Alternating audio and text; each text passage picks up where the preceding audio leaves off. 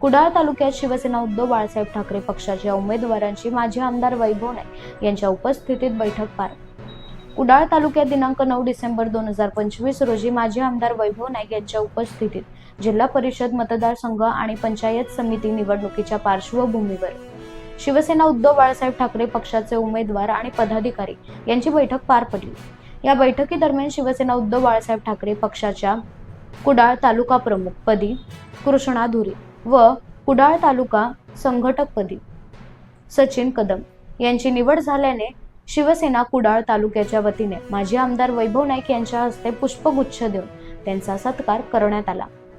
यावेळी उपजिल्हा प्रमुख अमरसेन सावंत, युवा सेना जिल्हा प्रमुख मंदार शिरसाट, कुडाळ तालुका संपर्क प्रमुख अतुल बंगे, तालुका प्रमुख राजन नाईक, तालुका संघटक बबन बोभाटे, उपतालुका प्रमुख बाळा कोरगावकर, अवधूत मालणकर, विभाग प्रमुख दीपक आंगणे,